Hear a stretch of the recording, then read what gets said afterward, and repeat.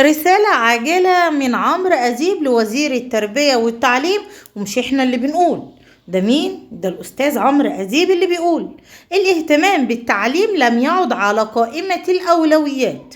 تعالوا نشوف عمرو أديب قال ايه لوزير التربية والتعليم.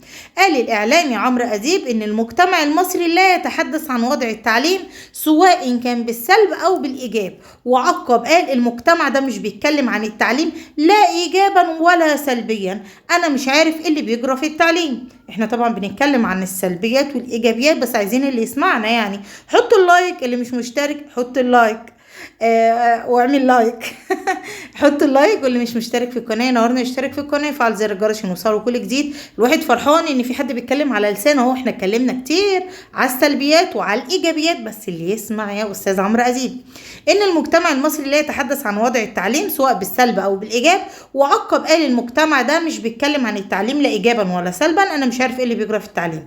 وقال كمان عمرو أديب خلال تقديمه لبرنامج الحكايه على MBC مصر ان ملف التعليم مهم للغايه، لكن التركيز بخصوصه يقتصر على الدروس الخصوصيه، لافتا الناس كلها بتتكلم عن الدروس الخصوصيه والسناتر. واشار وقال ان هناك اقبال كبير جدا على الدروس الخصوصيه من قبل كل الاطراف منظومه التعليم. وتابع وقال اغلب الطلاب في مختلف انواع المدارس يحصلون على الدروس الخصوصيه. وكمان تساءل الإعلام عمرو أديب عن مصير برنامج التطوير اللي وضعه وزير السابق الدكتور طارق شوقي. قال هل النظام اللي كان موجود قبل كده مستمر ولا مش مستمر؟ وعقب وقال إنه لا يربط تطوير التعليم بوجود وزير معين، وإنها خطة دولة، ومعلقا عندي شعور إننا قررنا نستكين يعني. وأوضح فكرة الاهتمام بالتعليم لم تعد موجودة على قائمة الأولويات، فيما أقر بأنه لا يوجد كتير من الإنفاق بسبب الوضع الاقتصادي الراهن.